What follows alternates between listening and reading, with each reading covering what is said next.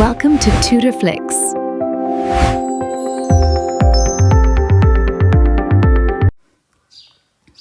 Hi all. நம்ம கிளாஸில் இப்போது அல்ஜிப்ரிக் ஸ்ட்ரக்சர்ஸ் பார்த்துட்ருக்கோம். யூனிட் 2 வந்துட்டு டிஸ்கண்டினியூ பண்ணலை. நான் ஆல்ரெடி இன்ஃபார்ம் பண்ண மாதிரி அதோட நெக்ஸ்ட்டு டாபிக் கொஞ்சம் கன்ஃபியூஸ் பண்ணுற மாதிரி இருக்குது. எனக்கு என்ன அப்படின்னா, நம்ம ஒரு வீடியோ நம்ம போடுறோம், அது நம்ம சொல்லித்தரோம் அப்படின்னா ஒரு 500 மெம்பர்ஸ் பார்த்தா அட்லீஸ்ட் அதில் ஒரு 50% பர்சன்ஸ்க்காவது அது நல்லா புரியிற மாதிரி இருக்கணும். ஸோ இது வந்துட்டு என்ன அப்படின்னா, லாஸ்ட் கிளாஸே நீங்கள் வந்துட்டு அந்த சைன் காசு பொறுத்து அந்த சர்க்கிள் வரைகிறது கன்ஃபியூஸ் ஆகுது, லிமிட் எடுக்கிறது கன்ஃபியூஸ் ஆகுதுன்னு சொன்னீங்க. இப்போ நெக்ஸ்ட் டாபிக் வந்துட்டு நான் அதே மாதிரி சொன்னேன்னா கண்டிப்பாக கன்ஃபியூஸ் தான் ஆகும். ஸோ எப்படி சொல்லி கொடுத்தா அது புரியும் அப்படின்றதுக்கான ஒரு ரீசன். இன்னொன்று, அந்த பர்டிகுலர் டாப்பிக்கான சோர்ஸ் வந்து ரொம்ப கம்மியாக இருந்துச்சு. எனக்கு அது கேதர் பண்ண கொஞ்சம் டைம் எடுத்துச்சு. ஸோ கேதர் பண்ணிட்டேன். அட்மோஸ்ட் நாளைக்கு மார்னிங் உங்களுக்கு வந்துட்டு யூனிட் 2ஓட பேலன்ஸ் வீடியோஸ் ஸ்டார்ட் ஆகிடும். ஓகேவா? ஸோ அது கிடைக்கிற வரைக்கும் நம்ம எதுவுமே படிக்காமல் சும்மா இருக்கக்கூடாது இல்லையா? அதுக்காக தான் 5th யூனிட் ஸ்டார்ட் பண்ணது. ஸோ நாளையிலேருந்து வந்துட்டு மார்னிங் யூனிட் 2, ஈவினிங் யூனிட் 5 அந்த மாதிரி டெய்லியும் ரெண்டுமே பேரலாக பார்க்க போகிறோம். எனக்கு ஒரு நாளைக்கு ஒரு வீடியோ தான் பார்க்க முடியுன்றவங்க உங்களோட விஷயம். உங்களுக்கு எது விருப்பமோ அதை பாருங்கள், நான் போட்டுடுறேன். ஓகேவா? ஏன்னா ஒரு சிலவங்களுக்கு ஒரு டாபிக் தான் போடுறீங்க, அது வெறும் 4 ப்ராப்ளம்ஸ் தான் இருக்குது. ஸோ எனக்கு ஒரு நாளைக்கு நிறைய வீடியோஸ் கொடுங்கன்ற மாதிரி கேட்டிருந்தீங்க. நிறையா வீடியோஸ் போட்ட அளவுக்கு எனக்குமே டைம் இல்லை. நான் முடிஞ்ச அளவுக்கு 2 வீடியோ கொடுத்து கவர் பண்ணலாம். சரி, இன்றைக்கி கிளாஸ்க்கு போகலாம். அதுக்கு முன்னாடி ஒரு சின்ன கரெக்ஷன். K4 குரூப் வந்துட்டு நான் வந்து கெலின்ஸ் குரூப்னு சொல்லிட்டு இன்ஃபார்ம் பண்ணியிருந்தேன் போன கிளாஸில். ஆக்சுவலாக அது வந்துட்டு ஒரு சின்ன ஸ்பெல்லிங் மிஸ்டேக். நான் வந்துட்டு KELINSன்னு எழுதியிருந்தேன். பட் அது வந்துட்டு கிளெயின்ஸ் குரூப்பு. கமெண்ட்டில் ஒரு மேம் சொல்லி இன்ஃபார்ம் பண்ணியிருந்தீங்க. தேங்க்யூ. நிறைய பேர் அந்த மாதிரி எதாவது கரெக்ஷன் இருந்தால் சொல்கிறீங்க, ரொம்ப தேங்க்ஸ். கமெண்ட்டில் சொல்கிறதுனாலலாம் நான் எதுவும் ஹெசிடேட் ஆக மாட்டேன். ஸோ உங்களுக்கு ஏதாவது தப்புன்னு பட்டுச்சுன்னா நீங்கள் சொல்லலாம். ஓகேவா? சரி, இது ஒன்று மட்டும்தான் கரெக்ஷனு. இது உங்களுக்கு கரெக்ஷன் பண்ணின பிடிஎஃப் தான் நேற்று ஈவினிங்கே டெலிகிராமில் உங்களுக்கு வந்துட்டு சென்ட் பண்ணிட்டேன். வேணுங்கிறவங்க டவுன்லோட் பண்ணிக்கோங்க. இன்றைக்கி கிளாஸ் வரைக்கும் உண்டான பிடிஎஃப் நான் நேற்றே அனுப்பிச்சிட்டேன். ஓகே, இன்றைக்கி கிளாஸ்க்கு போகலாம். இப்போ நம்ம வந்துட்டு குரூப்னால் என்ன, அதோட பேசிக்ஸ் எல்லாமே பார்த்தோம் இல்லையா? நான் அதில் வந்து என்ன சொல்லியிருந்தேன், உங்களுக்கு வந்து இந்த இசட்டு கியூ இந்த மாதிரி நமக்கு தெரிஞ்ச ஈஸியாக இருக்கிறத வச்சு எப்படி குரூப் ஃபார்ம் பண்ணுறது, குரூப்னா என்ன, பீலியன்னா என்னங்கிறது கான்செப்ட் புரியறதுக்கு நம்ம லாஸ்ட் கிளாஸ் பார்த்துட்டோம். இதுலேயே நான் என்ன சொன்னேன், இன்னும் மேட்ரிக்ஸ் இருக்குதுன்னு சொன்னேன். அதே மாதிரி இப்போ சிமெட்ரிக்னால் வந்துட்டு 6 எலமெண்ட்ஸ் இருக்கும். S3னா அதில் வந்துட்டு 6 எலமெண்ட்ஸ் இருக்குன்னு பார்த்தோம், n ஃபேக்டோரியல். பட் அந்த எலமெண்ட்ஸ் எல்லாம் என்னென்ன, அது எப்படி வருங்கிறதெல்லாம் நான் நெக்ஸ்ட் கிளாஸில் சொல்கிறேன்னு சொல்லியிருந்தேன் இல்லையா? ஸோ அதுக்கு நம்ம தெரிஞ்சுக்க வேண்டிய கான்செப்ட் என்ன அப்படின்னா காம்போசிஷன். ஓகேவா? காம்போசிஷன்னா இட்ஸ் நத்திங் பட் இந்த டெஃபனிஷன் எல்லாம் நீங்கள் தெரிஞ்சுக்கணுங்கிறது கிடையாது. இப்போ என்ன அப்படின்னா, இப்போ நான் வந்துட்டு x1 s equal to x2, x2 s equal to x3, அதே மாதிரி இப்போ x3 s ஈக்குவல் டு x1ன்னு வச்சுக்கிறேன். ஓகேவா? அதே மாதிரி நான் இன்னொரு மேப்பிங் எடுத்துக்கிறேன். x1t equal to x1, x2t equal to x3, x3t equal to x2. இப்போ நான் இதுக்கு வந்துட்டு என்ன பண்ணுறேன் அப்படின்னா, காம்போசிட் எடுக்கிறேன். அது என்னன்னு சொல்லுவோம்னா, இந்த மாதிரி ஒரு சின்ன ஓ மாதிரி போடுவோம். இப்போ எஸ் காம்போசைட் டி இப்படி போடுறோம் அப்படின்னா இந்த சிம்பிளுக்கு பேர் தான் என்னென்னா காம்போசிட். இப்போது x1 of S composite D நம்மளை கேட்டாங்கன்னு வைங்களேன். ஸோ காம்போசைட் பொறுத்து நம்ம என்ன பண்ணணும் அப்படின்னா, ஃபர்ஸ்ட் எலமெண்ட்டுக்கு ஃபஸ்ட்டு எடுக்கணும், செகண்ட் எலமெண்ட்டுக்கு செகண்ட் எடுக்கணும். ஓகேவா? இப்போ இங்கே ஃபர்ஸ்ட் எலமெண்ட் என்னது, எஸ். ஸோ நம்ம ஃபஸ்ட்டு என்ன பண்ணணும்னா S1 ஆஃப் எக்ஸ் எடுக்கணும். ஓகேவா? அதுக்கப்புறமா அந்த ஆன்சருக்கு எஸ் ஆஃப் x1 நம்ம ஃபஸ்ட்டு எடுக்கணும். வர்ற ஆன்சருக்கு நம்ம என்ன பண்ணணும், டி ஆஃப் x1 எடுக்கணும். ஓகேவா? புரிஞ்சிருச்சா? நமக்கு ஒரு மேப்பிங் கொடுப்பாங்க. ஃபஸ்ட்டு இப்போ நான் x1க்கு எடுக்கிறேன், x1 எஸ்ஸுக்கு எடுக்கிறேன் அப்படின்னா எஸ் காம்போசைட் டி நம்மளை கேட்டிருக்கிறாங்க. x1க்கு எடுக்க சொல்லியிருக்காங்கன்னா ஃபஸ்ட்டு எஸ்ஸை பொறுத்து x1க்கு கண்டுபிடிக்கணும். அதுக்கப்புறமா தான் டீயை பொறுத்து x1க்கு கண்டுபிடிக்கணும். அதை எப்படி கண்டுபிடிக்கிறது அப்படிங்கிறது தான் நம்ம இப்போ பார்க்க போகிறோம். ஓகேவா? இது ப்ராப்ளமை பார்த்தா தான் புரியும், அதனால தான் டெஃபனிஷன் வேண்டான்னு சொன்னேன். இப்போ பாருங்கள், இப்போது S equal to x1 x2 x3 நமக்கு கொடுத்துருக்குறாங்க. அதே மாதிரி டி ஈக்குவல் டு எஸ்ன்னு கொடுத்துட்டாங்க. நமக்கு 2 மேப்பிங் அவங்களே வந்து கொடுத்துருக்குறாங்க. x1 சிக்மா வந்து x2, x2 சிக்மா வந்து x3, x3 சிக்மா வந்து x1. அதே மாதிரி x1 tau equal to x1, x2 tau equal to x3, x3 tau equal to x2. இப்போ இந்த ஃபர்ஸ்ட் டேர்மில் பார்த்தீங்கன்னா உங்களுக்கு மூணுமே மாறி இருக்கும். x1க்கு x2, x2க்கு x3, x3க்கு x1 மூணுமே மாறி இருக்கும். இங்கே வந்து x1க்கு மட்டும் x1 ஈக்குவலாக வந்திருக்கு, பேலன்ஸ் 2 டேர்முக்கு மட்டும் மாறி இருக்கு. ஓகேவா? இப்போ இதுக்கு நமக்கு என்ன பண்ண சொல்லியிருக்காங்கன்னா சிக்மா காம்போசைட் டவ் வந்து நம்மளுக்கு கண்டுபிடிக்க சொல்லியிருக்காங்க. நான் ஆல்ரெடி என்ன சொன்னேன், இப்போ x1க்கு கண்டுபிடிக்கிறோம் அப்படின்னா நம்ம இப்போ ஃபஸ்ட்டு என்ன பண்ணணும், x1 ஆஃப் சிக்மா கண்டுபிடிக்கணும். அதுக்கப்புறமா தான் நம்ம என்ன பண்ணணும், x1 ஆஃப் டவ் கண்டுபிடிக்கணும். ஓகேவா? சரி, இப்போது இது எப்படி கண்டுபிடிக்கிறது அப்படின்னா ஃபர்ஸ்ட் டேர்ம் நமக்கு என்ன, x1 ஆஃப் சிக்மா காம்போசைட் டவ்னா ஃபஸ்ட் நம்ம என்ன பண்ணணும், சிக்மா வந்துட்டு x1க்கு கண்டுபிடிக்கணும். x1ஓட சிக்மாவோட வேல்யூ என்ன, x1 சிக்மா ஈக்குவல் டு x2வா.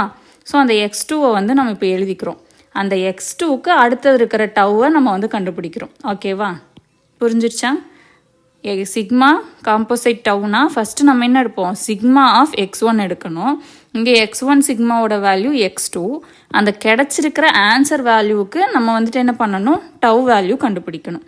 இப்போ எனக்கு x1 சிக்மாவோட வேல்யூ என்ன கிடச்சிருக்குது, x2 கிடச்சிருக்குது. இந்த x2க்கு டவ் வேல்யூ எடுக்கணும். x2 டவுக்கு நம்ம கொஸ்டின் இங்கே என்ன கொடுத்துருக்குறாங்க, x3. ஓகேவா? அதே மாதிரி இப்போ x2 கண்டுபிடிக்கலாமா, x2 of sigma composite tau என்ன வரும், x2 சிக்மாக்கு என்ன வேல்யூ, x2 சிக்மாக்கு x3ன்ற வேல்யூ இருக்குது. அப்போ அந்த x3க்கு நம்ம என்ன எடுப்போம், டவ் வேல்யூ எடுப்போம். x3 டவோட வேல்யூ இங்கே என்னது, x2. ஸோ x2 எழுதியாச்சு. நெக்ஸ்ட் அதே மாதிரி இப்போ x3 பாருங்கள், x3 ஆஃப் சிக்மாக்கு என்ன வேல்யூ கொடுத்துருக்குறாங்க, x1 கொடுத்துருக்குறாங்க. x1க்கு நம்ம என்ன பண்ணுவோம், டவ் வேல்யூ என்னன்னு பார்ப்போம். இங்கே x1 டவுக்கு என்ன தான் கொடுத்துருக்குறாங்க, x1 தான் கொடுத்துருக்குறாங்க. ஓகேவா? அதே மாதிரி இப்போ டவ் காம்போசைட் சிக்மா கொடுத்தா என்ன பண்ணுவோம், ஃபஸ்ட்டு டவ் வேல்யூ எடுப்போம், அதுக்கப்புறமா சிக்மா எடுப்போம். ஸோ இப்போ x1 டவுக்கு நமக்கு என்ன கொடுத்துருந்தாங்க, x1 டவுக்கு x1 தான் கொடுத்துருந்தாங்க. ஓகேவா? அப்போ அந்த x1க்கு நம்ம சிக்மா பார்க்கணும். இங்கே x1 சிக்மா என்ன கொடுத்துருக்குறாங்க நமக்கு, x2. அதுதான் இதோட ஆன்சர். புரிஞ்சிருச்சா? இப்போ அதே மாதிரி x2 டவ் காம்போசைட் சிக்மா டவுக்கு ஃபஸ்ட்டு x2 பார்ப்போம். இங்கே x2 டவுக்கு என்ன கொடுத்துருக்குறாங்க, x3. அப்போ நம்ம என்ன பண்ணுவோம், x3க்கு நெக்ஸ்ட்டு சிக்மா பார்ப்போம். x3க்கு சிக்மா இங்கே என்னது, x1. ஓகேவா? ஸோ இதே மாதிரி நெக்ஸ்ட் டேர்முக்கும் எழுதியாச்சு. இப்போது நம்ம x1க்கு பார்க்கலாமா. இப்போது x1க்கு சிக்மா காம்போசைட் டவ் எடுக்கும்போது நமக்கு என்ன ஆன்சர் கிடச்சிது, x3 கிடச்சிது. x1க்கு சிக்மா காம்போசைட் டவ் பார்க்கும்போது நமக்கு என்ன கிடச்சிது, x3 கிடச்சிது ஃபைனல் ஆன்சர். அதே x1க்கு டவ் காம்போசைட் சிக்மா பார்க்கும்போது நமக்கு என்ன கிடச்சிது, x2 கிடச்சிது. ஸோ இந்த ரெண்டுமே வேறு வேறு வேல்யூஸ் கிடைக்குது. அப்போ சிக்மா காம்போசைட் டவ்வும் டவ் காம்போசைட் சிக்மாவும் நமக்கு என்னவா இருக்குது, நாட் ஈக்குவல் டுவாக இருக்குது. ஓகேவா? இது சம்டைம்ஸ் கேட்பாங்க. சரி, இப்போ இந்த கான்செப்ட் புரிஞ்சிருக்குன்னு நினைக்கிறேன். இதை பேஸ் பண்ணி நமக்கு குரூப் தியரியோட டெஃபனிஷன் கொடுத்துருக்காங்க. நம்ம ஆல்ரெடி என்ன பண்ணோம், குரூப் தியரினா என்னன்னு பார்த்துட்டோம். அந்த 4 கண்டிஷன் நமக்கு சாட்டிஸ்ஃபை பண்ணணும். ஸோ அந்த குரூப்புக்கு இப்போ காம்போசைட் வச்சு கொடுத்துருக்குறாங்க உங்களுக்கு, அவ்வளோதான். ஓகேவா? வேறு எதுவுமே இல்லை. If S is a non-empty set, then A of S is the set of all one-to-one mappings on S onto itself. If sigma, tau, mu are elements of A of S, then sigma composite tau is in A of S. A of Sங்கிற set நம்ம எடுத்துட்டோம். இப்போ sigma, tau, mu இந்த 3 elements இதில் நம்ம எடுத்துருக்குறோம். சிக்மாவும் டவ்வும் இந்த எஸ்ஸில் ஏ of எஸ்ஸில் இருக்குது அப்படின்னா சிக்மா காம்போசைட் டவ்வும் ஏ ஆஃப் எஸ்ஸில் இருக்கணும், நம்மளோட க்ளோஷர் ப்ராப்பர்ட்டி. அதே மாதிரி அந்த 3 எலமெண்ட்டுக்கும் நம்ம என்ன பண்ணியிருக்கிறோம், அசோசியேட்டிவ் ப்ராப்பர்ட்டி எடுத்திருக்கிறோம். Next existence of inverse, there exists element L, the identity map in A of S such that sigma composite L equal to L composite sigma equal to sigma. Sigma கூட எந்த value multiply பண்ணால் again நமக்கு sigma கிடைக்குமோ அதை தானே நம்ம என்னன்னு சொல்லுவோம், ஐடென்டிட்டி எலமெண்ட்டுன்னு சொல்லுவோம். அதே மாதிரி இன்வர்ஸ், ஒரு சிக்மா இருந்துச்சு அப்படின்னா அதுக்கு சிக்மா இன்வர்ஸ் நம்ம எடுப்போம். இந்த ரெண்டுக்கும் காம்போசைட் எடுக்கும்போது நமக்கு என்ன கிடைக்கணும், இந்த ஐடென்டிட்டி எலமெண்ட் எல் கிடைக்கணும். ஸோ இது இன்வர்ஸ் ப்ராப்பர்ட்டி. ஸோ இந்த 4மே நம்ம எழுதியிருக்கோம். ஏன் வந்து காம்படேட்டிவ் எழுதலை, எபிலியன் எழுதலை அப்படின்னா இங்கே தான் நம்ம பார்த்தோம்ல, இந்த ரெண்டுமே வந்துட்டு நாட் ஈக்குவல் டு ஒன்று. இப்போ ஏபியும் பிஏவும் ஈக்குவலாக இருந்தால் தான் நம்ம காம்படேட்டிவ்னு சொல்லுவோம். இங்கே நாட் ஈக்குவல் டு வந்ததுனால காம்படேட்டிவ் சாட்டிஸ்ஃபை பண்ணாது. அதனால தான் நம்ம அந்த எபிலியன் குரூப்போட டெஃபினிஷன் நம்ம இங்கே எழுதலை. ஓகேவா? இப்போ பாருங்கள், if a set has n elements, prove that a of s has n factorial element. இப்போ ஒரு செட்டுக்கு n எலமெண்ட்ஸ் இருக்குது அப்படின்னா நம்ம என்ன பண்ணணும், அதுக்கு n ஃபேக்டோரியல் எலமெண்ட்ஸ் இருக்குதுன்னு நம்ம ப்ரீவியஸ் கிளாஸில் பார்த்தோம். ஸோ அதை தான் நம்ம இங்கே பார்க்க போகிறோம். இப்போ நான் என்ன பண்ணுறேன் அப்படின்னா, என்னங்கிறத வந்து இப்போ நான் வந்துட்டு 3 எலமெண்ட்ஸுக்கு பார்க்க போகிறோம். அதாவது S3க்கு கண்டுபிடிக்க போகிறோம். ஓகேவா? ஏன்னா S3 தானே நம்ம இப்போ வரைக்குமே பார்த்துருக்கோம். S3க்கு நம்ம என்ன பார்த்தோம், S3 equal to n factorial, which means 3 factorial equal to 6. இதுக்கு 6 elements இருக்குன்னு பார்த்தோம். ஸோ நம்ம இப்போ என்ன பண்ணிக்கலாம் அப்படின்னா, 2 மேப்பிங் எடுக்க போகிறோம், பை அண்டு சை. ஓகேவா? பை நான் எப்படி எழுதுகிறேன் அப்படின்னா, 2 வேல்யூ நம்ம மாற்றி எழுதியிருக்கோம், ஒரு வேல்யூ மட்டும் ஈக்குவலாக எழுதுகிறோம். ஓகேவா? ஏன்னா நமக்கு புக் எக்ஸாம்பிளுமே அந்த மாதிரி தான் கொடுத்துருந்தாங்க. ஒரு மேப்பிங்கில் வந்து 3மே சேஞ்ச் ஆகிருந்துச்சு. இப்போ இங்கே பார்த்தீங்கன்னா 3மே சேஞ்ச் ஆகிருக்கும். இன்னொரு மேப்பிங்கில் 2 மட்டும் சேஞ்ச் ஆகிருக்கும், 1 மட்டும் ஈக்குவலாக இருக்கும். ஸோ அதே ஃபார்மேட்டில் நம்ம எடுத்தாச்சு. இது மட்டும்தான் நமக்கு புக்கில் கொடுத்துருக்கறனால உங்களுக்கு S4 என்ன, S6 என்னன்னு அந்த மாதிரி எலமெண்ட்ஸ் எல்லாம் மேக்ஸிமம் கேட்க மாட்டாங்க. புக்கில் இருக்கிறது தான் கேட்பாங்க. சரியா? நிறைய பேர் என்கிட்ட கேட்பீங்க, புக்கில் இருக்க கொஷின் தான் கேட்பாங்களான்னு. புக்கில் இருந்து தான் கேட்பாங்க. ஓகே, சரி. இப்போ பைக்கும் சைக்கும் நான் எடுத்துட்டேன். ஃபஸ்ட்டு நான் என்ன பண்ணுறேன் அப்படின்னா, பை டாட் சை கண்டுபிடிக்கிறேன். ஓகேவா? பை டாட் சை. சரி, இப்போ இந்த மெத்தடில் நம்ம என்ன பண்ணுவோம், காம்போசிட் மெத்தடில் x1க்கு இங்கே, ஏன்னா ஃபஸ்ட்டு பை இருக்கிறதுனால x1க்கு இங்கே என்ன வேல்யூ இருக்குதுன்னு பார்க்கணும். என்ன இருக்குது, x2. அப்போது x2க்கு இங்கே என்ன வேல்யூ இருக்குது, x3. அப்போ x1 எதுக்கு மேப் ஆகுது, நமக்கு x3க்கு மேப் ஆகுது. ஓகேவா? காம்போசிட் மாதிரியே தான். இப்போ x1க்கு இங்கே x2 இருக்குது. அப்போ x2க்கு தானே நம்ம சைடில் வேல்யூ பார்ப்போம், அது x3யில் இருக்குது. அப்போ இங்கே x1 எடுக்கும்போது நமக்கு இங்கே என்ன கிடைக்குது, x3 கிடைக்குது. அதே மாதிரி இப்போ இங்கே x2 எடுக்கலாமா, x2 எடுத்தால் இங்கே என்ன இருக்குது, x1 இருக்குது. அப்போ x1க்கு இங்கே என்ன வேல்யூ, x2. அப்போ நமக்கு x2 எடுக்கும்போது என்ன கிடைக்குது, x2வே கிடைக்குது. இங்கே x3 எடுக்கும்போது என்ன இருக்குது, x3 இருக்குது. அப்போ இந்த செட்லேயும் நம்ம x3க்கு என்னன்னு பார்ப்போம். இங்கே என்ன இருக்குது, x1. அப்போ x3 எடுக்கும்போது நமக்கு என்ன கிடைக்குது, x1 கிடைக்குது. ஓகேவா? காம்போசிட்டில் பார்த்த மாதிரியே தான். அதே மாதிரி இப்போ நான் என்ன பண்ணுறேன்னா, பை ஸ்கொயர் எடுக்கிறேன். ஓகே,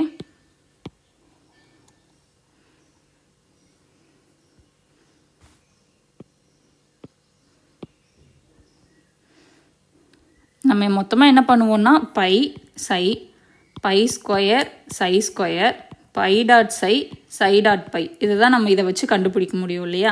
ஸோ நம்ம இது எல்லாமே பார்க்க போகிறோம். நெக்ஸ்ட்டு நான் என்ன பண்ணுறேன் அப்படின்னா, பை ஸ்கொயர் பார்க்குறேன். பைனா இதவே நம்ம ஸ்கொயர் பண்ணுவோம்.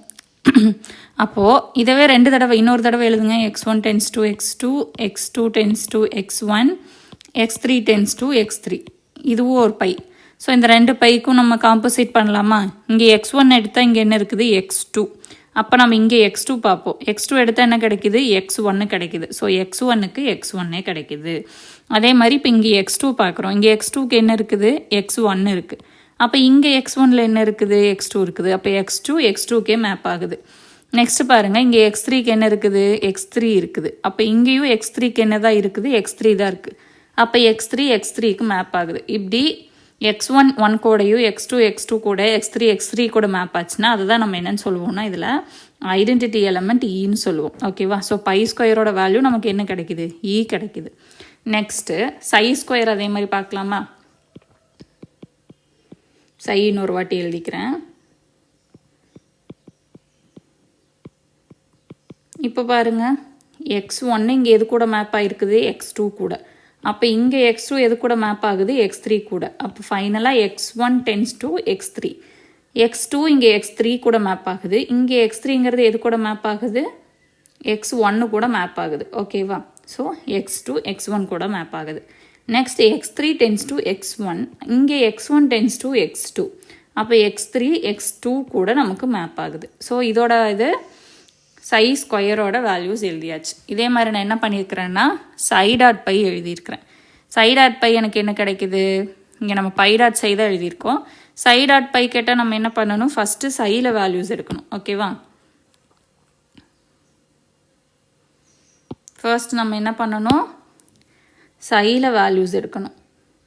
சையில் x1க்கு என்ன கொடுத்துருக்காங்க x2. அப்போ பையில் x2க்கு என்ன கொடுத்துருக்குறாங்க x1. அப்போ x1 டென்ஸ் டு x1 வந்துடும். நெக்ஸ்ட்டு சையில் x2க்கு என்ன வேல்யூ எடுத்துருக்குறாங்க x3. இங்கே x3க்கு நமக்கு என்ன கிடச்சிருக்குது x3. So x2 tends to x3. இங்கே x3க்கு நமக்கு என்ன வேல்யூ இருக்குது x1. அப்போ இங்கே x1க்கு நமக்கு என்ன இருக்குது x2. அப்போ x3 டென்ஸ் டு x2 எழுதியாச்சா? சரி, இப்போ இதில் என்னென்ன எலமெண்ட்ஸ் இருக்குதுன்னு பார்க்கலாமா? சரி, S3ல் இப்போ நமக்கு என்னென்ன எலமெண்ட்ஸ் இருக்குது? ஈன்ற ஐடென்டிட்டி எலமெண்ட் இருக்குது. ஓகேவா? நெக்ஸ்ட்டு பை சை நம்ம எடுத்துக்கிற கொஸ்டின் வருது. அடுத்தது நமக்கு இதில் என்ன கிடச்சிது? சை ஸ்கொயர் கிடச்சிது. Pi dot psi, psi dot pi, இதுதான் மொத்தமாக கிடச்சிருக்கு. ஏன் பை ஸ்கொயர் எழுதலை அப்படின்னா பை ஸ்கொயருங்கிறது ஐடென்டிட்டி எலமெண்ட் தான் நமக்கு வந்துட்டு வேல்யூவாக கிடச்சிருக்குது. ஸோ அதை எழுத வேண்டியதில்லை, ஈன்னு எழுதுனா போதும். ஸோ இப்போ ஃபைனலாக கவுண்ட் பண்ணுங்கள். 1 2 3 4 5 6 நமக்கு மொத்தமாக எவ்வளோ எலமெண்ட்ஸ் கிடச்சிருக்குதுன்னா இப்போது 6 எலமெண்ட்ஸ் கிடச்சிருக்குது. நம்ம மேலே என்ன பார்த்தோம்? S3க்கு நமக்கு 3 ஃபேக்டோரியல் 6 எலமெண்ட்ஸ் கிடைக்கும்னு பார்த்தோம். இந்த பேசிஸில் தான் வந்து அதுக்கு வந்து 6 எலமெண்ட்ஸ் இருக்குதுன்னு சொல்லியிருக்காங்க. ஓகேவா? காம்போசைட் ஃபங்க்ஷன் புரிஞ்சிருச்சா? இதில் வந்துட்டு இதை பேஸ் பண்ணி இன்னொரு 2 ரிசல்ட் இருக்கும். நான் இங்கே கீழே எழுதினேன், அதை அங்கே எழுத மறந்துட்டேன். சரி, இப்போ என்ன அப்படின்னா S3ல் அவங்க என்ன சொல்கிறாங்க அப்படின்னா இந்த S3ல் இருக்கு இல்லையா, நம்ம ஒரு 6 எலமெண்ட்ஸ் இப்போ எழுதணும்ல. E phi psi, phi dot psi, psi dot phi, அதுக்கப்புறம் என்ன எழுதணும்? Psi square. இந்த 6 எலமெண்ட்டில் 4 எலமெண்ட் வந்து எக்ஸ் ஸ்கொயர் ஈக்குவல் டு ஈன்ற கண்டிஷனை சாட்டிஸ்ஃபை பண்ணும். அதே மாதிரி 3 எலமெண்ட் வந்துட்டு ஒய் கியூப் ஈக்குவல் டு ஈன்ற கண்டிஷனை சாட்டிஸ்ஃபை பண்ணும் அப்படின்னு சொல்லியிருக்காங்க. ஓகேவா? ஸோ இது என்ன அப்படின்னா இப்போ ஏதோ ஒரு 4 எலமெண்ட் வந்துட்டு எக்ஸ் ஸ்கொயர் ஈக்குவல் டு ஈன்ற கண்டிஷனை சாட்டிஸ்ஃபை பண்ணுது. இப்போ இங்கே எக்ஸ் இருக்கிற இடத்துக்கு பதிலாக இங்கே இருக்கிற ஏதாவது ஒரு 4 எலமெண்ட் வந்துட்டு இ அப்படின்ற வேல்யூவை நமக்கு கொடுக்குது. இப்போ ஐடென்டிட்டி எலமெண்ட் பார்க்கலாமா? ஐடென்டிட்டி எலமெண்ட்டுக்கு ஓகேவா, நீங்கள் இந்த மாதிரி இ டாட் ஈன்னு காம்போசைட் ஃபங்க்ஷன் எடுத்தீங்கன்னா கண்டிப்பாக என்ன தான் கிடைக்கும்னா இ தான் கிடைக்கும். ஸோ இ ஸ்கொயரு. அடுத்தது பை ஸ்கொயர். ஏன்னா நம்ம ஆல்ரெடி இங்கே பார்த்தோம் பை ஸ்கொயரோட வேல்யூ நமக்கு என்ன கிடச்சிது? ஐடென்டிட்டி கிடச்சிது. ஸோ இந்த எக்ஸுக்கு நமக்கு பை வேல்யூவும் கொடுக்கலாம். அதே மாதிரி இப்போ பை டாட் சை இருக்குல்ல, இந்த பை டாட் சை நம்ம கண்டுபிடிச்சோம்ல, இதை வந்து ஸ்கொயர் பண்ணலாம். பை டாட் சையை நான் ஸ்கொயர் பண்ணுறேன் பாருங்கள். இங்கே x1 tends to x3, x2 tends to x2, அடுத்தது x3 டென்ஸ் டு x1. இதை பார்க்கலாமா? இப்போது இதை தானே நம்ம ஸ்கொயர் பண்ணுறோம். அப்போ இங்கே x1 இருக்குது, x1க்கு என்ன இருக்குது? x3. அப்போ இங்கே x3க்கு என்ன இருக்குது? x1. ஸோ நமக்கு ஃபைனலாக x1 டென்ஸ் டு x1. அடுத்தது x2க்கு பார்க்கலாமா? x2 இங்கே x2 கூட மேப் ஆகிருக்குது. அப்போ அந்த x2 இங்கேயுமே என்ன தான் இருக்குது? x2 கூட தான் மேப் ஆகிருக்குது. நெக்ஸ்ட்டு x3 இங்கே எதில் மேப் ஆகிருக்குது? x1ல். இங்கே x1ங்கிறது எதில் மேப் ஆகிருக்குது? x3ல். அப்போ ஃபைனலாக பார்த்தீங்கன்னா x1 x2 x3 நமக்கு இ கிடச்சிருச்சு. ஸோ அந்த pi dot psi the whole square, அதே மாதிரி psi dot pi the whole square, அதுவுமே எனக்கு இ தான் கிடைக்குது. நீங்கள் வேணால் ஒர்க் அவுட் பண்ணி பாருங்கள். ஸோ இந்த 4மே நமக்கு என்னதான் இருக்குது? எக்ஸ் ஸ்கொயர் ஈக்குவல் டு ஈன்ற கண்டிஷனை சாட்டிஸ்ஃபை பண்ணுது. இது டைரக்ட் 1 மார்க் மாதிரி கேட்கலாம். அதே மாதிரி 3 எலமெண்ட் வந்து ஒய் கியூப் ஈக்குவல் டு ஈன்ற கண்டிஷனை சாட்டிஸ்ஃபை பண்ணணும்னு சொல்லியிருக்காங்க.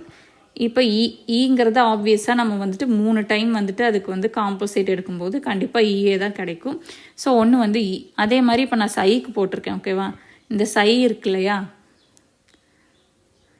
இதுக்கு மேப்பிங் எடுக்கிறோம். ஆல்ரெடி சை ஸ்கொயர் போட்டிருக்கிறோம். இப்போ இது கூட இன்னொரு தடவை எடுக்கலாமா? x1 tends to x3, x2 tends to x1 tends to x2.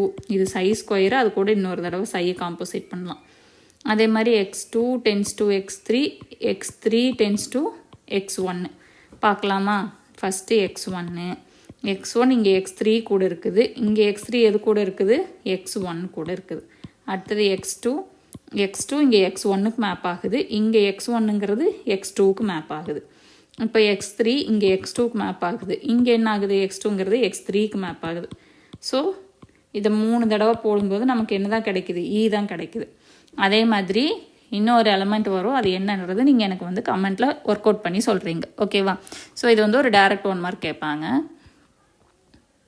Next group under matrix. நான் ஆல்ரெடி என்ன சொல்லியிருந்தேன்னா நேற்று கிளாஸில் ஏதாச்சும் 1-2 மக்கப் பண்ணுற மாதிரி இருந்துச்சுன்னா அது என்னன்னு நானே சொல்லிடுறேன், அதை எப்படி மக்கப் பண்ணுறதுனும் நானே சொல்லிடுறேன்னு சொல்லியிருந்தேன். ஏன் அப்படின்னா ஒரு சிலதெல்லாம் ரொம்ப ஒர்க் அவுட் பண்ணுற மாதிரி இருக்கும். ஒரு கொஷினுக்கு 1 பேஜ் 1.5 பேஜுங்கிறது ப்ராப்ளம் பேப்பருக்கு நம்ம எடுக்கலாம், தியரி பேப்பருக்கு அந்தளவுக்கு நம்ம டைம் ஸ்பெண்ட் பண்ணி வேஸ்ட் பண்ணக்கூடாது, அதுக்காக தான் சொல்கிறேன். ஓகேவா? ஸோ இப்போ ஒரு மேட்ரிக்ஸ் நான் எடுக்கிறேன். Let G be the set of all 2x2 matrices. ABCDங்கிறது அதோட எலமெண்ட். ஓகேவா? நம்ம மேட்ரிக்ஸை பொறுத்து மல்டிப்ளிகேஷனில் தான் பார்க்க போகிறோம். ஓகே, இப்போது இந்த ABCD 4மே ரியல் நம்பர்ஸாக இருக்குது. இதோட இந்த டயகனல் வேல்யூ, ஓகேவா, இந்த கிராஸ் மல்டிப்ளை பண்ணுவோம்ல இந்த டிட்டர்மினன்ட் வேல்யூ கண்டுபிடிக்கிறதுக்கு. ஓகே, இந்த AD மைனஸ் BC வந்து நாட் ஈக்குவல் டு 0வாக இருந்துச்சு அப்படின்னா அது இன்ஃபைனைட் நான் எபிலியன் குரூப்பாக இருக்கும். இப்போ உங்களுக்கு புக்கில் எப்படி கொடுத்துருப்பாங்கன்னா ஃபஸ்ட்டு இதோ ஒரு கொஷினாக கொடுத்துருப்பாங்க, இதுக்கு அடுத்தது இதோ ஒரு கொஷினாக கொடுத்துருப்பாங்க, அப்புறம் கொஞ்சம் கேப் விட்டு இதோ ஒரு கொஷினாக கொடுத்துருப்பாங்க. இதெல்லாம் வந்து ப்ராக்டிஸ் உங்களுக்கு எக்ஸசைஸில் கொடுத்துருப்பாங்க. நான் என்ன பண்ணிட்டேன் அப்படின்னா மேட்ரிக்ஸ் இதெல்லாம் ஒரே மாதிரி இருக்குது. இப்போ இந்த ப்ராப்ளமில் பார்த்தீங்கன்னா நம்மளோட மேட்ரிக்ஸ் வந்து ABCD, இன்னொரு ப்ராப்ளம் பார்த்தீங்கன்னா AB0Dன்னு இருக்கும். ஸோ அந்த மாதிரி உங்களுக்கு மேட்ரிக்ஸ் அடிப்படையில் நான் உங்களுக்கு வந்து ஒரு ஆர்டராக எடுத்துகிட்டு வந்துட்டு மக்கப் பண்ணுறதுக்கு ஈஸியாக இருக்கணும். ஓகேவா? ஸோ இப்போது ABCD, ஓகேவா, இந்த 4 எலமெண்ட்டும் ரியல் எலமெண்ட்ஸாக இருக்குது அப்படின்னா AD minus BC not equal to 0வாக இருந்துச்சுன்னா அது ஒரு இன்ஃபைனைட் நான் எபிலியன் குரூப். அடுத்த கண்டிஷனில் என்ன சொல்கிறாங்கன்னா இதை இன்னொரு கொஷினாக ஒரு 4 பேஜ் கழிச்சு கொடுத்துருந்தாங்க. நீங்கள் புக்கில் வந்து வேறு பேஜில் பார்த்தீங்கன்னா கன்ஃபியூஸ் ஆகும், அதுக்காக தான் நான் ஒரே பேஜில் எடுத்துகிட்டு வந்திருக்கேன். இப்போ இந்த ABCD அதே ரியல் நம்பர் தான். AD மைனஸ் BC இங்கே நாட் ஈக்குவல் டு 0 இருந்தது, இங்கே என்னென்னு கொடுத்துருக்குறாங்கன்னா ஈக்குவல் டு 1ன்னு கொடுத்துருக்காங்க. நாட் ஈக்குவல் டு 0னாலே இன்ஃபைனைட் நான் எபிலியன் குரூப் தான். அப்போ 1 வந்தாலுமே என்னதான் அது இன்ஃபைனைட் நான் எபிலியன் குரூப் தான். நெக்ஸ்ட் ABCD ஒரு வேளை இன்டீஜர்ஸாக இருக்குது, இன்டீஜர்ஸ் மாடுலோவாக இருக்குது அப்படின்னா அதே மாதிரி அந்த P வந்துட்டு ப்ரைம் நம்பராக இருக்குது. ஓகேவா? ப்ரைம் நம்பராக இருக்குது அப்படின்னா AD minus BC not equal to 0ங்கிற கண்டிஷன் எகெயின் கொடுக்குறாங்க. அப்படி இருந்துச்சுன்னா அது என்னதுன்னா ஃபைனைட்டாக இருக்கும். ஓகேவா? உங்களுக்கு வந்துட்டு இது வந்துட்டு ப்ரைம் நம்பர்னு கொடுக்குறாங்க அப்படின்னா நீங்கள் வந்து அதை ஃபைனைட்டுன்னு ஞாபகம் வச்சுக்கோங்க. ஓகே, ப்ரைம் நம்பர் கொடுக்குறாங்க இந்த மாதிரி இன்டீஜர் மாடலோனா நத்திங் பட் இந்த மாதிரி கான்குரன்ஸ்லாம் போட்டு நம்ம கண்டுபிடிப்போம். அது வேணும்னா உங்களுக்கு நெக்ஸ்ட் கிளாஸில் நான் எக்ஸ்பிளைன் பண்ணுற தேவை இருந்தால். ஓகேவா? ஏன்னா இந்த ஒரு 2 ப்ராப்ளம்காக அவ்வளோ கான்செப்ட்ஸ் நீங்கள் படிக்கணும்னு இல்லை, தேவை இருந்தால் நானே உங்களுக்கு சொல்லுவேன். இன்னைக்கு காம்போசைட் ஃபங்க்ஷன் பார்த்தோம்ல, அந்த மாதிரி அதுவுமே நானாகவே சொல்லுவேன். ஓகே, இப்போ இது மட்டும் ஞாபகம் வச்சுக்கோங்க. ABCD ரியல் நம்பர்ஸாக இருந்துச்சுன்னா AD minus BC not equal to 0வாக இருக்கணும். எதுக்கு? இன்ஃபைனைட் நான் எபிலியன் குரூப்புக்கு. இன்கேஸ் அது ஈக்குவல் டு 1ன்னு இருந்தாலுமே அப்படி தான், ஏன்னா நமக்கு நாட் ஈக்குவல் டு 0. இப்போ ஈக்குவல் டு 0ன்னு கொடுத்தா தான் நமக்கு ஆன்சர் மாறணும். ஈக்குவல் டு 1, ஈக்குவல் டு 2 இந்த மாதிரி எது வந்தாலுமே நம்ம அதை என்னன்னு தான் சொல்லுவோம், இன்ஃபைனைட் நான் எபிலியன் குரூப்னு சொல்லுவோம். நெக்ஸ்ட்டு அந்த ABCD வந்து இன்டீஜர்ஸ்னு சொல்லிட்டாங்க. இன்டீஜர்ஸ்க்கு மாடலோ எடுத்தோம் அப்படின்னா நமக்கு மாடுலஸ்னாலே நமக்கு என்ன பாசிட்டிவ் வேல்யூஸ் வந்துடும். ஓகேவா? இன்டீஜர் மாடுலோவாக இருக்குது, அதில் அந்த Pங்கிறது வந்துட்டு ப்ரைம் நம்பர்னு சொல்லிட்டாங்க. அப்படி இருந்துச்சு அப்படின்னா ப்ரைம் வந்துச்சுன்னா ஃபைனைட்னு வரும். ஓகேவா? ப்ரைம் வந்தால் ஃபைனைட்டு. நெக்ஸ்ட் அந்த AD மைனஸ் BC இந்த டிட்டர்மினன்ட் வேல்யூ ஃபர்ஸ்ட்டில் பார்த்த மாதிரி நாட் ஈக்குவல் டு 0வாக இருந்துச்சுன்னா ஃபைனைட் நான் எபிலியன் குரூப். ஓகேவா? இதை வச்சு 2 டைரக்ட் 1 மார்க் கேட்பாங்க. இப்போ இந்த இன்டீஜர் மாடலோ Pன்னு கொடுத்துருந்தாங்கல்ல, இந்த Pயோட வேல்யூ 3ஆக இருந்துச்சுன்னா அந்த குரூப்பில் 48 எலமெண்ட்ஸ் இருக்கும். ஓகேவா? இன்கேஸ் அந்த இன்டீஜர்ஸ் மாடலோ Pயோட வேல்யூ 2ஆக இருந்துச்சுன்னு வைங்க, P ஈக்குவல் டு 2ன்னு இருந்துச்சுன்னா அதில் வந்து 6 எலமெண்ட்ஸ் இருக்கும். ஓகேவா? இதை கண்டுபிடிக்கிறதுக்குன்னு தனியாக ஃபார்முலா ப்ரொசீஜர்ஸ் எல்லாம் இருக்குது, அதெல்லாம் நமக்கு தேவையில்லை. நமக்கு புக்கில் கொடுத்துருக்கிற எக்ஸசைஸே இந்த 2 மட்டும்தான். ஸோ அந்த 2ஐயும் நீங்கள் ஸ்டேட்மெண்ட் மாதிரியே படிச்சுக்கலாம். இப்போ ABCD வந்து இன்டீஜர் மாடலோன்னு சொல்லிட்டாங்க, அந்த Pங்கிறது ப்ரைம் நம்பர்னு சொல்லிட்டாங்க. Next AD minus BC not equal to 0ன்னு சொல்லியிருக்கிறாங்க. ப்ரைம்னு வந்தாலே நான் என்ன சொல்லிட்டேன், ஃபைனைட் நான் எபிலியன் குரூப்னு சொல்லிட்டேன். இப்போ Pயோட வேல்யூ 3ஆக இருந்தால் 48 எலமெண்ட்ஸ் அதில் இருக்கும். Pயோட வேல்யூ 2ஆக இருந்துச்சுன்னா அந்த குரூப்பில் 6 எலமெண்ட்ஸ் இருக்கும். ஓகேவா? Next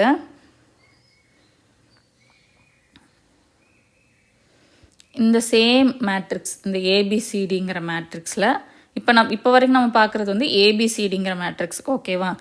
AD minus BC not equal to 0 and then இந்த நம்பர்ஸ் எல்லாம் என்னவா இருக்குதுன்னா ரேஷ்னல் நம்பர்ஸாக இருக்குது.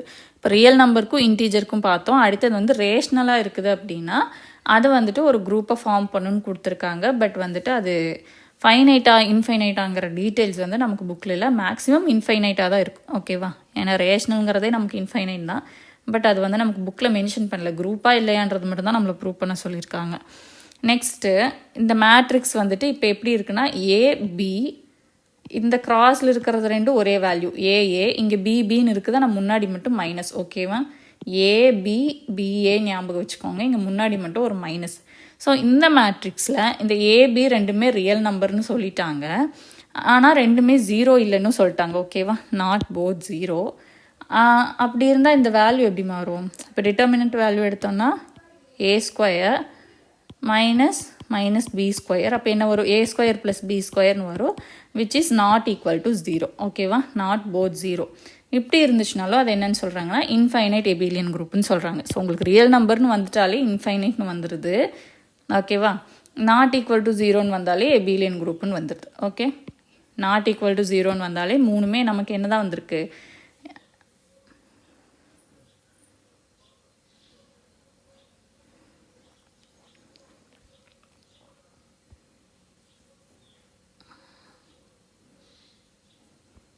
இது மட்டும் உங்களுக்கு நான் செக் பண்ணிவிட்டு சொல்கிறேன். ஆக்சுவலாக நான் எபிலியன் குரூப்னு எழுதியிருக்கேன், நான் எபிலியனா நான் ஒரு வாட்டி கன்ஃபார்ம் பண்ணிவிட்டு உங்களுக்கு நான் குரூப்பில் இன்ஃபார்ம் பண்ணிடுறேன், இல்லைனா நாளைக்கு கிளாஸில் வந்து ஸ்டார்டிங்கில் சொல்லிடுறேன். Next let G be the set of all real 2x2 matrix. இங்கே எப்படி இருக்குன்னா ஏபி ஜீரோ இருக்குது, சிங்கிற இடத்துல டி அப்படியே தான் இருக்குது. வேர் ஏடி வந்து நாட் ஈக்குவல் டு ஜீரோன்னு சொல்லியிருக்காங்க. ஏன்னா இப்போ இதுக்கு மேட்ரிக் மல்டிப்ளிகேஷன் எடுத்தோம்னா என்ன வரும்? ஏடி மைனஸ் பிசிக்கு சி இருக்கிற இடத்துல ஜீரோ வருது, ஸோ ஏடி மைனஸ் ஜீரோன்னு வரும். இந்த ஏடி வந்து நாட் ஈக்குவல் டு ஜீரோவாக இருக்கணும். அப்படி இருந்துச்சு அப்படின்னா இதை என்னன்னு சொல்கிறோன்னா நான் எபிலியன் குரூப்புன்னு சொல்கிறோம். ஓகேவா, நெக்ஸ்ட்டு ஜென்ரலாகவே வந்துட்டு மேட்ரிக்ஸ் மல்டிப்ளிகேஷனை வந்து நம்ம என்னன்னு சொல்ல மாட்டோம்னா எபிலியன் குரூப்புன்னு சொல்ல மாட்டோம். ஏன் அப்படின்னா அது வந்து காமுடேட்டிவ் ப்ராப்பர்ட்டியை சாட்டிஸ்ஃபை பண்ணாது. ஓகேவா, அந்த ஏபி ஈக்குவல் டு பிஏன்ற கண்டிஷனை வந்து மேட்ரிக்ஸ் மல்டிப்ளிகேஷன் சாட்டிஸ்ஃபை பண்ணாது. அது இன்கேஸ் பண்ணுது அப்படின்னா அது எப்படி இருக்கணும் அப்படின்னா ஏதாச்சும் ஒரு இந்த எலமெண்ட் வந்துட்டு இதுக்கு எப்படி இருக்கணும் அப்படின்னா இன்வர்ஸாக இருக்கணும். ஓகேவா, இப்போ இங்கே ஏ இருக்குது அப்படின்னா இங்கே ஏ இன்வர்ஸ், இங்கே 5 இருக்குன்னா இங்கே -5, அந்த மாதிரி இருந்துச்சு அப்படின்னா அதை நம்ம என்னன்னு சொல்லுவோம்னா எபிலியன் குரூப்புன்னு சொன்னோம். ஓகேவா, அப்போ ஆப்வியஸாக இங்கே வந்துட்டு பியோட இன்வர்ஸ் தான் நமக்கு கொடுத்துருக்குறாங்க, ஸோ இது எபிலியன் குரூப் தான். ஓகேவா, கன்ஃபியூஷன் கிளியர். ஆனால் இங்கே ஒரு எலமெண்ட்டுக்கு நமக்கு இன்னொரு எலமெண்ட்டு இன்வர்ஸாக கொடுத்துருக்குறாங்க, ஸோ அது எபிலியன் வரும். மேட்ரிக் மல்டிப்ளிகேஷன் வந்து இப்போ நீங்கள் ஏபிசிடின்னு இருந்துச்சு அப்படின்னா சரி, ஏபிபிஏ இப்படி இருந்துச்சு அப்படின்னா ஏபி ஈக்குவல் டு பிஏவை சாட்டிஸ்ஃபை பண்ணாது. பட் அந்த ஏதாச்சும் ஒரு எலமெண்ட்டுக்கு உண்டான இன்வர்ஸ் இருந்துச்சுன்னா அது சாட்டிஸ்ஃபை பண்ணணும்னு சொல்கிறாங்க. ஓகேவா, நெக்ஸ்ட்டு சப்குரூப். இப்போ நமக்கு குரூப்போட கான்செப்ட் முடிஞ்சது. அடுத்தது என்ன பார்க்க போகிறோன்னா சப்குரூப்ஸ். சப்குரூப்ஸ்னால் என்ன அப்படின்னா இப்போ நம்ம வந்துட்டு சப்செட்டுன்னா என்னென்னு பார்த்துருக்கோம். இப்போ ஏ ஈக்குவல் டு 1 2 3 4 5ன்னு ஒரு செட் இருக்குது அப்படின்னா பி ஈக்குவல் டு 1 2 3ன்னு அதில் இருக்கிற எலமெண்ட்ஸ் இதுலேயே இருந்துச்சுன்னா இது என்னன்னு சொல்லுவோம்? பிங்கிறது ஏவோட சப்செட்டுன்னு சொல்லுவோம். அதே மாதிரி இப்போ ரியல் அனாலிசிஸில் வந்துட்டு ஒரு சீக்வன்ஸ் இப்போது 2 4 6 8 10 இந்த மாதிரி 2 ஆட் பண்ணி ஒரு சீக்வன்ஸ் இருக்குது. அடுத்தது இன்னொரு சீக்வன்ஸ் நான் எடுக்கிறேன். இப்போ S2ன்னு போட்டுட்டு 4 6 8ன்னு ஒரு சீக்வன்ஸ் எடுக்கிறேன். இதை இதோட சப் சீக்வன்ஸ்ன்னு சொல்லுவோம். ஏன் சொல்லுவோம்? அந்த சீக்வன்ஸில் இருக்கிற எலமெண்ட்ஸில் ஒரு சில எலமெண்ட்ஸை அந்த ஆர்டர் மாற்றாமல் அந்த சீக்வன்ஸில் என்ன ஆர்டரில் இருக்கோ அதே ஆர்டரில் எழுதியிருந்தோம் அப்படின்னா அதை என்னன்னு சொல்லுவோம்? சப் சீக்வன்ஸ்ன்னு சொல்லுவோம். அதே கான்செப்டில் தான் இப்போ சப் குரூப்னா என்னென்னா இப்போ எனக்கு ஜீன்ற ஒரு குரூப் இருக்குது, அதை நான் வந்து Z, +ன்னு எடுத்துக்கிறேன். ஓகேவா, இப்போ இன்டீஜர்ஸ் வந்துட்டு அடிஷனை பொறுத்து நமக்கு ஒரு குரூப் ஃபார்ம் பண்ணும். இப்போ நான் ஹெச்ன்னு போட்டு 2Zன்னு எழுதிக்கிறேன். ஓகேவா, 2Z, +ன்னு எழுதுகிறேன். இப்போ இசட்னால் நமக்கு என்ன? +or-∞இலிருந்து எல்லாமே இருக்கும். +or-1 +or-2 +or-3 அப்படின்னு. இப்போ 2ன்னு போட்டேன் அப்படின்னா இங்கே இதை 2ஆல் மல்டிப்ளை பண்ணால் அதாவது ஈவன் நம்பர்ஸ் மட்டும் வரும். இப்போ +or-2 +or-4 +or-6 இந்த மாதிரி இப்போ ஈவன் நம்பர்ஸை மட்டும் எடுக்கிறோம். ஸோ இப்போ இது எல்லாமே இதில் வருமா? இந்த குரூப்புக்குள்ளே இது வரும் தானே. ஸோ இப்போ இது ஒரு குரூப்பு, ஆனால் இது என்ன கண்டிஷனை சாட்டிஸ்ஃபை பண்ணுது? அடிஷனுங்கிற கண்டிஷனை சாட்டிஸ்ஃபை பண்ணுது. இதுவும் அடிஷனை பொறுத்து நமக்கு ஒரு குரூப்பை ஃபார்ம் பண்ணுது. ஸோ இந்த ஹெச்ங்கிறத வந்து ஜிங்கிற குரூப்போட சப் குரூப்னு சொல்லுவோம். ஓகேவா?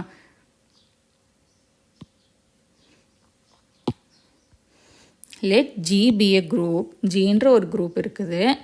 அடுத்தது ஹெச்ங்கிற குரூப்பை அந்த ஜியில் நான் எடுக்கிறேன். இப்போ ஹெச் வந்து இந்த ஜிங்கிற குரூப்பு அடிஷனை பொறுத்து மல்டிப்ளிகேஷனை பொறுத்து ஒரு குரூப்பை ஃபார்ம் பண்ணுது அப்படின்னா இந்த ஹெச்சுமே வந்துட்டு ஜி அடிஷனை பொறுத்து இருந்தால் இதுவும் அடிஷனை பொறுத்து ஒரு குரூப்பை ஃபார்ம் பண்ணணும்.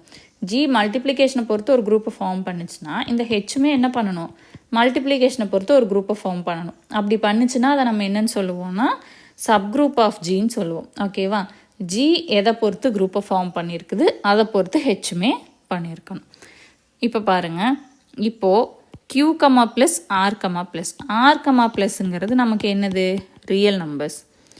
இப்போ நமக்கு எல்லாத்துக்குமே தெரியும் இந்த Qங்கிறது ஆருக்கு சப்செட் இல்லையா? Qவில் இருக்கிற எல்லா எலமெண்ட்ஸுமே ஆரில் கண்டிப்பாக இருக்கும். ஓகே, ஸோ இப்போ Qங்கிறது ஆர் ரியல் நம்பர், Qங்கிறது ரேஷ்னல் நம்பர். இப்போ இந்த ரியல் நம்பர்ஸ் அடிஷனை பொறுத்து எனக்கு ஒரு குரூப்பை ஃபார்ம் பண்ணுது. இந்த Qங்கிற ரேஷ்னல் நம்பரும் அடிஷனை பொறுத்து ஃபார்ம் பண்ணுது. இதில் இருக்கிற எலமெண்ட்ஸ் எல்லாம் இதுலேயும் இருக்கும். அப்போ இந்த Qங்கிறது ஆருக்கு நம்ம என்னன்னு சொல்லலாம்? சப்குரூப்னு சொல்லலாமா? அதே மாதிரி இப்போது ரியல் நம்பர்ஸ் எடுத்துக்கோங்க, காம்ப்ளெக்ஸ் நம்பர் எடுத்துக்கோங்க. ரியல் நம்பர் கூட இமேஜினரி நம்பரை ஆட் பண்ணால் தான் நமக்கு என்ன கிடைக்கும்? காம்ப்ளெக்ஸ் நம்பர் கிடைக்கும். ஸோ காம்ப்ளெக்ஸுங்கிறது ரியலை விட பெருசு.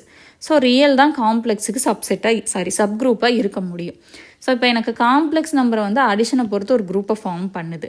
அதே மாதிரி ரியலுமே எனக்கு ரியல் நம்பர்ஸும் அடிஷனை பொறுத்து ஒரு குரூப்பை ஃபார்ம் பண்ணும் கண்டிப்பாக. ஸோ இதில் இருக்கிற எல்லா எலமெண்ட்ஸும் இதில் இருக்குமா? இது அடிஷனை பொறுத்து குரூப்பை உருவாக்குது. அதே மாதிரி இதுவுமே என்ன தான் பண்ணுது? அடிஷனை பொறுத்து குரூப்பை உருவாக்குது. அப்போது ஆர் சப்செட் ஆஃப் சி அப்படின்னா R subgroup of C நீங்கள் நம்மளால சொல்ல முடியுமா? ஏன்னா ரெண்டுமே அடிஷனை பொறுத்து நமக்கு குரூப்பை ஃபார்ம் பண்ணுது. ஓகேவா? நெக்ஸ்ட் பாருங்கள், இப்போ G = F1, F2, F3, F4னு 4 elements நான் இப்போ எடுத்துக்கிறேன். இது வந்துட்டு எனக்கு வந்துட்டு ஒரு குரூப்பை ஃபார்ம் பண்ணுது. இப்போ நான் ஹெச்சுக்கு வந்து F1, F2ங்கிற 2 எலமெண்ட் மட்டும் எடுத்துருக்கிறேன். அப்போ இந்த ஹெச் நம்ம என்னன்னு சொல்லலாம்? ஜியோட சப்குரூப்னு சொல்லலாமா? Next Z, plus is a subgroup of Q, plus. இப்போ இதுக்கு வந்துட்டு உங்களுக்கு நம்பர் சிஸ்டம் தெரிஞ்சால் ஈஸியாக இருக்கும். நம்பர் சிஸ்டமில் ஃபஸ்ட்டு என்ன இருக்கும்? நமக்கு நேச்சுரல் நம்பர்ஸ் இருக்கும். அது வந்து ஹோல் நம்பரோட சப்செட்டு. ஹோல் நம்பர் எதுக்குள்ளே இருக்கும்? இன்டீஜர்ஸ்குள்ளே இருக்கும். இன்டீஜர்ஸ் எதுக்குள்ளே இருக்கும்? ரேஷ்னல் நம்பருக்குள்ளே இருக்கும். அது எதுக்குள்ளே இருக்கும்? ரியல் நம்பருக்குள்ளே இருக்கும். அது எதுக்குள்ளே இருக்கும்? காம்ப்ளெக்ஸ் நம்பருக்குள்ளே இருக்கும். ஸோ இப்போ இந்த எண்ணுங்கிறதும் எண்ணு. ஓகேவா? இப்போது இசட்டுங்கிறது அடிஷனை பொறுத்து ஒரு குரூப்பை ஃபார்ம் பண்ணுது. இந்த Qங்கிற ரேஷ்னலும் அடிஷனை பொறுத்து ஒரு குரூப்பை ஃபார்ம் பண்ணுது அப்படின்னா Z is a subgroup of Q. அதே மாதிரி இப்போ ஆறுங்கிறது அடிஷனை பொறுத்து ஒரு குரூப்பை சாட்டிஸ்ஃபை பண்ணுது அப்படின்னா இந்த Q ப்ளஸ்ங்கிறது subgroup of R plus. அதே மாதிரி இந்த காம்ப்ளெக்ஸ் நம்பர் அடிஷனை பொறுத்து ஒரு குரூப்பை சாட்டிஸ்ஃபை பண்ணுது அப்படின்னா இந்த R plus is subgroup of C plus. ஓகேவா?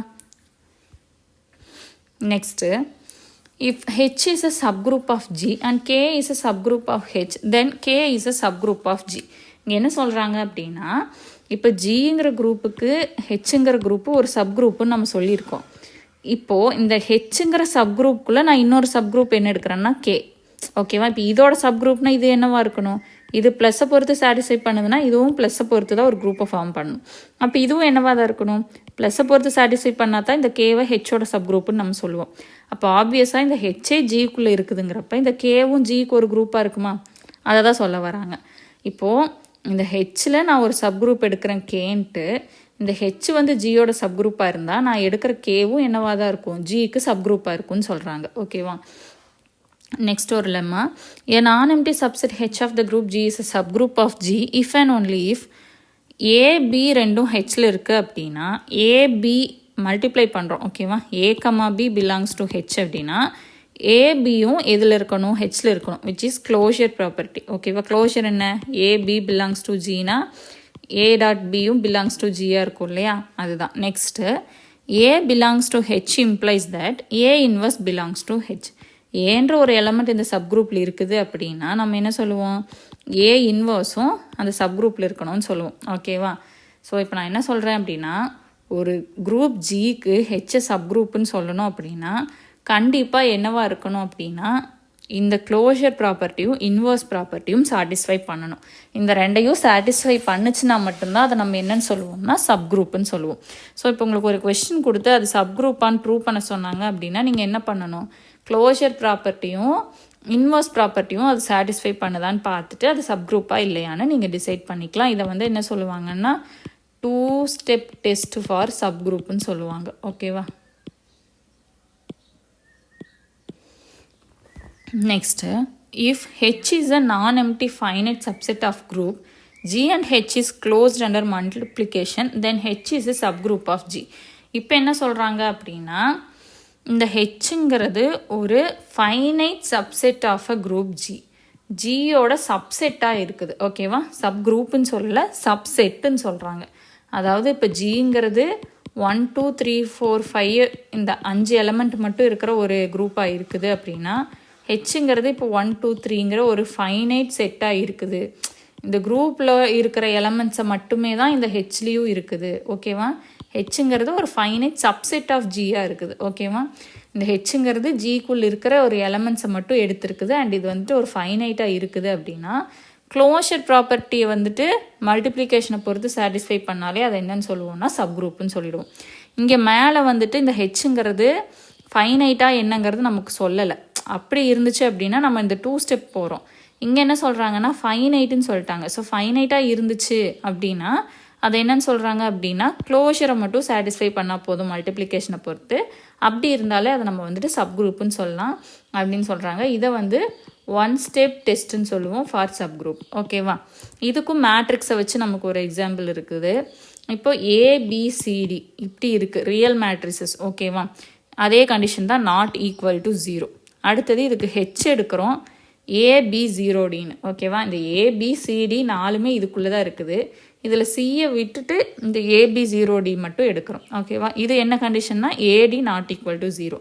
இப்படி இருந்துச்சுன்னா இந்த ஹெச் வந்து இந்த ஜிக்கு சப்குரூப்புன்னு சொல்கிறாங்க.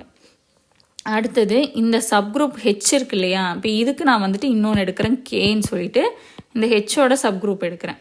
இதுக்கு நான் என்ன எடுக்கிறேன் அப்படின்னா 1B 1Dன்னு எடுக்கிறேன். இங்கே ஏக்கும் டிக்கும் ஏகப்பட்ட வேல்யூஸ் இருக்கலாம், அதில் நான் 1ங்கிற வேல்யூஸ் மட்டும் எடுக்கிறேன். அப்போ இது என்னவா இருக்கும், அதே தான் இதுக்கு சப்குரூப்பாக இருக்கும். இப்போ எனக்கு கே வந்து ஹெச்சுக்கு சப்குரூப்பாக இருக்குதுன்னா அந்த ஹெச் எதுக்கு சப்குரூப்பாக இருக்குது, ஜிக்கு சப்குரூப்பாக இருக்குது. மேலே நம்ம இங்கே ஒரு கண்டிஷன் பார்த்தோம் இல்லையா, சப்குரூப்க்கு எங்கே பார்த்தோம், இந்த ரிமார்க்ஸ் பார்த்தோம் இல்லையா. ஸோ அதே கண்டிஷன் தான் இங்கே மேட்ரிக்ஸ்க்கு கொடுத்துருக்காங்க, அவ்வளோதான். நெக்ஸ்ட்டு இப்போது காம்ப்ளெக்ஸ் நம்பரை வச்சு ஒரு மேட்ரிக்ஸ் எடுக்கிறாங்க. ஓகேவா?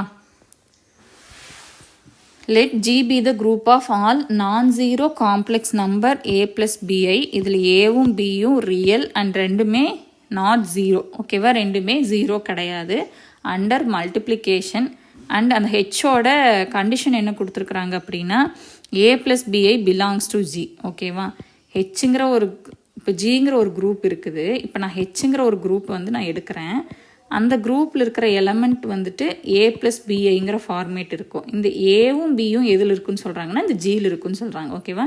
இந்த ஹெச்சுக்காக நம்ம எடுக்கிற இந்த ஏ ப்ளஸ் பிஐயோட வேல்யூ எதில் இருக்குன்னு சொல்கிறாங்கன்னா ஜியில் இருக்குன்னு சொல்கிறாங்க. அண்ட் தென் இந்த ஏ ஸ்கொயர் ப்ளஸ் பி ஸ்கொயரோட வேல்யூ வந்துட்டு 1 இருக்குன்னு சொல்கிறாங்க. இந்த ரெண்டையுமே இது சாட்டிஸ்ஃபை பண்ணுச்சு அப்படின்னா இந்த ஹெச்சை வந்து இந்த ஜிக்கு சப்குரூப்புன்னு சொல்லலாம் அப்படின்னு சொல்கிறாங்க. ஓகேவா? ஸோ இது வரைக்கும் இன்றைக்கி கிளாஸ் போதும்.